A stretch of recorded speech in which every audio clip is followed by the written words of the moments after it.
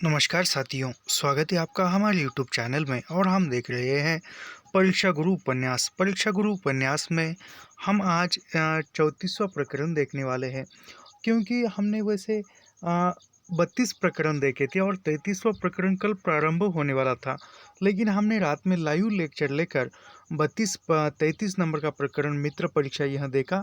और आज जो है 34 प्रकरण से आगे देखेंगे। वह वीडियो भी जाकर देखिए आप, प्ले लिस्ट में मैंने उसको जोड़ दिया है। और कल का जो वीडियो था वह मित्र परीक्षा नामक प्रकरण 33 नंबर का था, वह जोड़ दिया। यह सब कुछ निःशुल्क है और निःशुल्क जोड़कर निःशुल्क अध्ययन करने के लिए हमारे चैनल से जुड़िए। आप हमें सपोर्ट कीजिए, हम आपको पढ़ाई के बारे में पूरा सपोर्ट करते रहेंगे। यह सब कुछ निःशुल्क है, तो चैनल को सब्सक्राइब कीजिए, लाइक कीजिए और शेयर करना मत भूलिए। तो यहाँ से हम आगे बढ़ते हैं। तो यहाँ पर है 34वें प्रकरण का नाम जो है वह है हीन प्रभा तथा बदरोबी, इसका नाम है। और यहाँ पर विदुर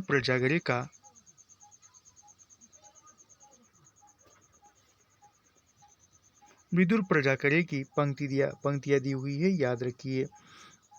तो यहाँ पर नीचन के मन नीति न आवे, प्रीत प्रयोजन हेतु लखावे, कारज सिद्ध भयो जब जाने, रंस कहू उर प्रीति न माने, प्रीति गए फलहु बिनसावे, प्रीति विशेष सुख नैक न पावे, जानी जादिन हाथ कछु न पावे, बाकी कुबात कलंक न लगावे, सोई उपजाए ही अवधारे, जसु बुरो कछु होत निहारे, रंजक भूल कहू लख पावे, भांति अनेक विरोध बढ़ावे। यह विदुर प्रजागरे की यहाँ पर पंक्तियाँ है, याद रखिए। तो यहाँ से जो है लाला मदन मोहन मकान पर पहुंचे। यानी लाला मदन मोहन जो है सभी के पास जाते हैं, कुछ मदद मिले क्या या न मिले क्या, सभी के पास जाते हैं और वहाँ कोई मदद नहीं मिलती तो वहाँ लौट आते हैं घर पर आते हैं। मकान पर पहुँचे उस समय ब्रज किशोर वहाँ मौजूद थे। यानी मकान पर आए और मकान पर आने के बाद ब्रज किशोर यानी उनके वकील जो है वहाँ पर मौजूद थे, याद रखिए। लाला ब्रज किशोर ने अदालत का सब वृत्तांत कहा। यानी लाला ब्रज किशोर ने जो भी अदालत में हुआ वह सब कुछ घर आकर मदन मोहन को बताया, वृत्तांत कहा। उसमें मदन मोहन मोदी के मुकदमे का हाल सुनकर बहुत प्रसन्न हुए। यानी जो निहाल चंद मोदी के इसका हाल सुनकर मदन मोहन जो है खुश हुए, ब्रज किशोर ने सुनाया। उस समय चुन्नीलाल ने संकेत में ब्रज किशोर के महंताने की याद दिवाई, जिस पर लाला मदन मोहन ने अपनी अंगुली से हीरे की एक बहुमूल्य अंगूठी उतारकर ब्रज किशोर को दे दी। यानी वह सब कुछ सुनकर चुन्नीलाल ने बताया कि वो जिस पर वो कोई उस पर उपकार करता है तो वो उसके उपकार करता है, इसलिए वह मदन मोहन ने अपनी हीरे की जो अंगूठी है वहाँ ब्रज किशोर को दे दी, याद रखिए।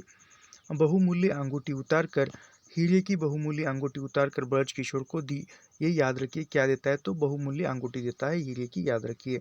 और कहा आपकी मेहनत के आगे तो यह महानता कुछ नहीं है, परंतु अपना पुराना घर और मेरी इस दशा का विचार करके क्षमा कीजिए, ऐसा कहते हुए देते हैं। यह बात सुनते ही एक बार लाला ब्रज किशोर का जी भर आया, परंतु फिर तत्काल संभल कर बोले, क्या आपने मुझको ऐसा नीच समझ रखा है कि आपका काम महंताने के लालच में करूं। यानी ब्रज किशोर कहता है कि क्या कोई किस लालच में आकर मैं आपका काम करूं, ऐसा आपने समझा है। सच तो यह है कि आपके वास्ते मेरी जान जाए तो भी कुछ चिंता नहीं, परंतु मेरी इतनी ही प्रार्थना है कि आपने अंगूठी देकर मुझसे अपना मित्र भाव प्रकट किया, सो मैं आपकी बराबरी का नहीं बना चाहता। यानी वो ब्रज किशोर कहता है कि आपने अंगूठी देकर आपने वह जो चाहा है, मैं आपके बराबरी का नहीं बनना चाहता, ऐसा ब्रज किशोर कहता है। आपको अपना मालिक समझता हूँ, इसलिए आप मुझे अपना हल्क बगोश सेवक समझिए। यानी हल्क बगोश का अर्थ यहाँ पर सेवक है, याद रखिए। तो कहता है कि मैं आपके बराबरी का नहीं हूँ, आप हमारे मालिक हो, ऐसा वह सेवक हो, ऐसा वह कहता है। यह क्या कहते हो, तुम मेरे भाई हो, क्योंकि तुमने पिता सदा मुझसे अधिक समझते थे, हाँ, तुम्हें वाली पहनने की इच्छा हो तो यह लो, मेरी अपेक्षा तुम्हारे कान में यह बहुमूल्य, यानी वाली यानी बाली, बाली शब्द है क्योंकि ये पुराना पीढ़ी है, तो यहाँ पर यदि कहे तो बाली पहननी है तो ये लो, ऐसा वह कहता है मदन मोहन। बहुमूल्य मोती देखकर मुझको अधिक सुख होगा, परंतु ऐसे अनुचित वचन मुख से न कहो। यह कहकर लाला मदन मोहन ने अपने कान की बाली ब्रज किशोर को दे दी, यानी बाली और हीरे की अंगूठी देता है, याद रखिए। कल हरकिशोर आदि के मुकदमे होंगे, यानी कल जो है हरकिशोर और अन्य लोगों के मुकदमे होंगे। उनकी उनकी जवाबदेही का विचार करना है। कागज तैयार करा कर उसे रहत बदर छाटनी है, इसलिए अब आज्ञा हो। यह कहकर ब्रज किशोर वहाँ से चले जाते हैं। और रुखसत हुए लाला मदन मोहन मोहन भोजन करने पर, यानी लाला मदन मोहन भोजन करने गए। लाला मदन मोहन भोजन करके आए। उस समय मुंशी चुन्नीलाल ने अपने मतलब की बात छड़ी, यानी वह लाला मदन मोहन भोजन करके आए तो चुन्नीलाल ने अपने मतलब की बात जो है लाला मदन मोहन से की।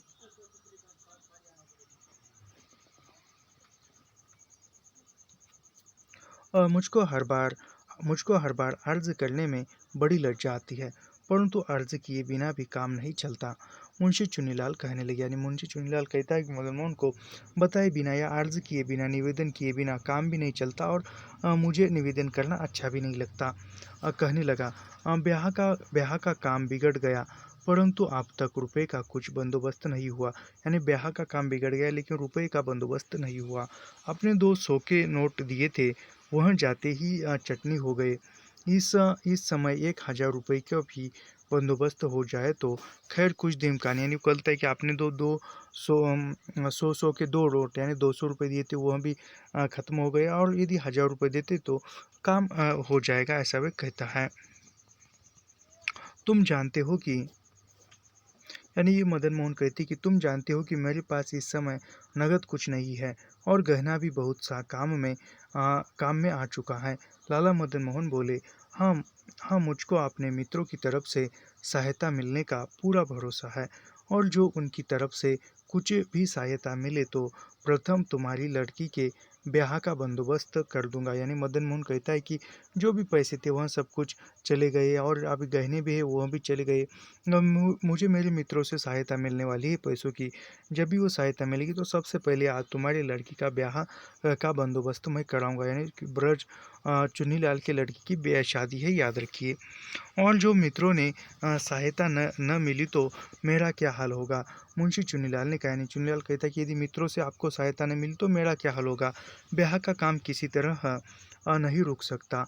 बड़े आदमियों की नौकरी इसी वास्ते तन तोड़कर की जाती है, यानी बड़े आदमियों की नौकरी इसलिए की जाती है कि मुसीबत के समय, काम के समय पैसे जल्दी आ जाए, ब्याह शादी में सहायता मिले, बराबर वालों में प्रतिष्ठा हो। परंतु मेरे मंदभाग्य से यह इस समय ऐसा मौका नहीं रहा, इसलिए मैं आपको अधिक परिश्रम नहीं दिया चाहता।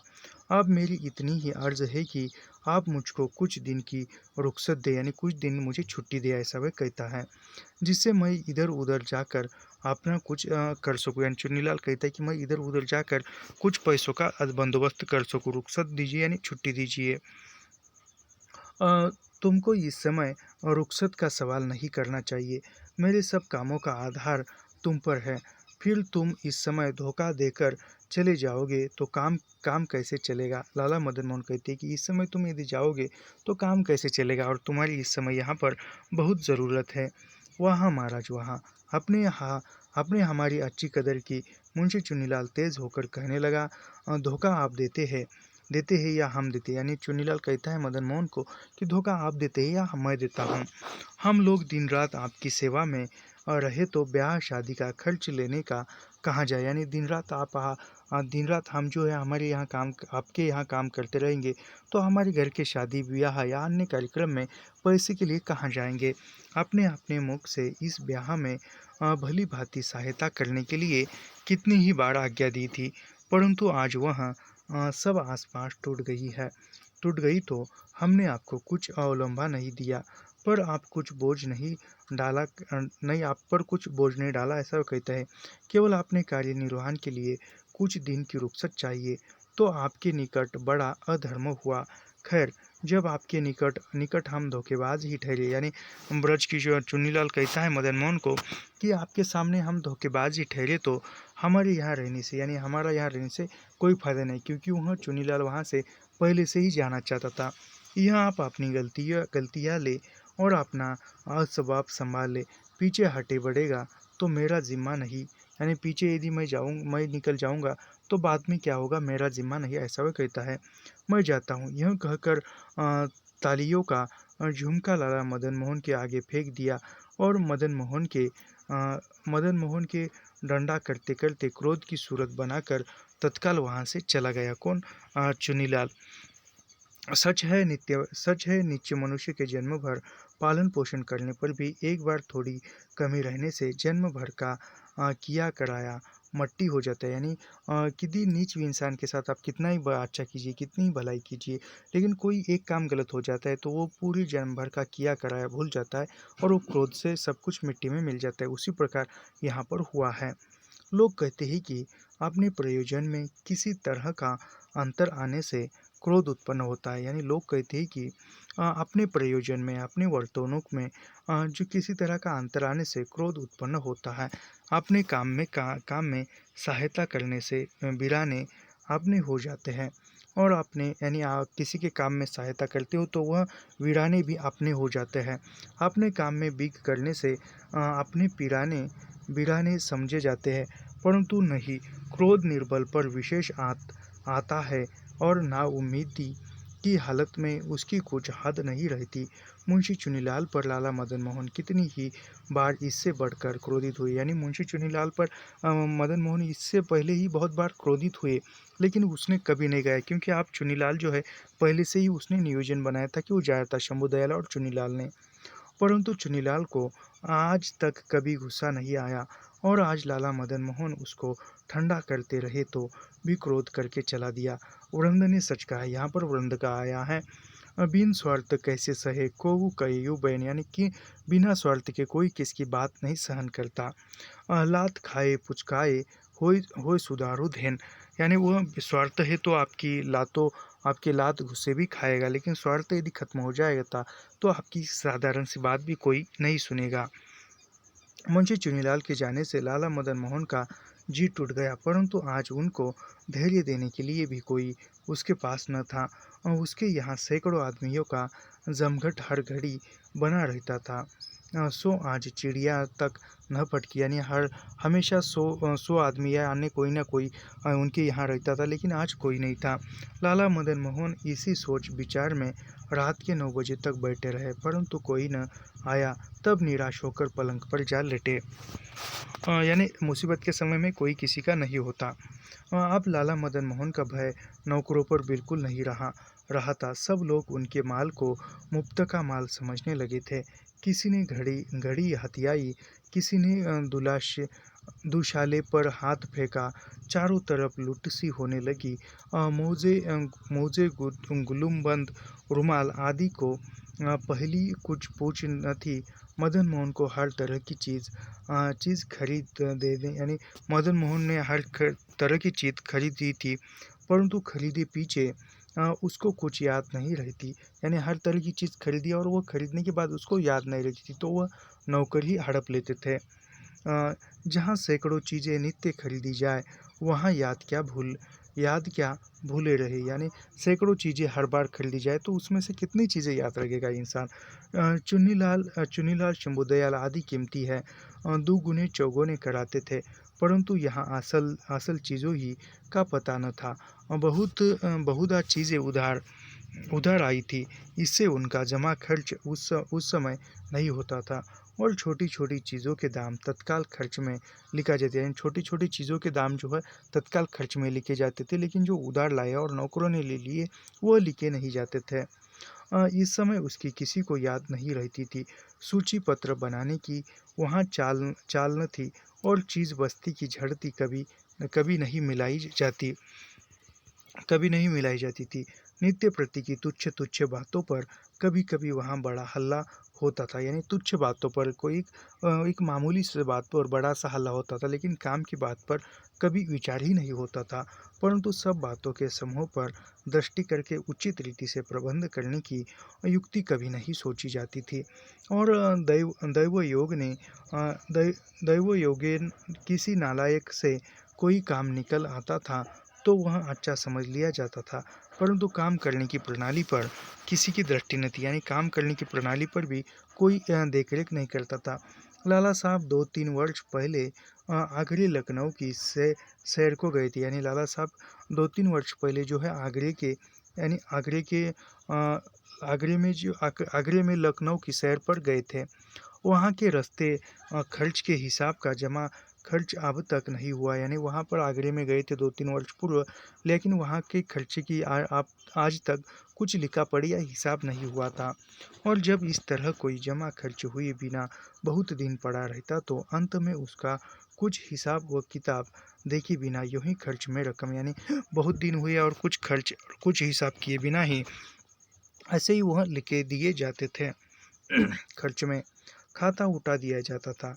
कैसे ही आवश्यक काम क्यों न हो, लाला साहब की रुचि के विपरीत होने से वह सब बेफायदे समझे जाते थे। यानी लाला साहब के विपरीत विचार के विपरीत यदि काम होता है तो वो बेफायदे यानी तोटे का काम बताया जाता था। और इस ढप की बाबजी बात कहना गुस्ताखी में गिना जाता था।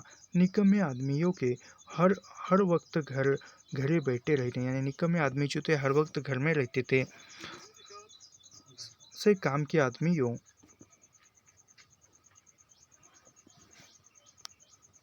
एक मिनट रुकिए।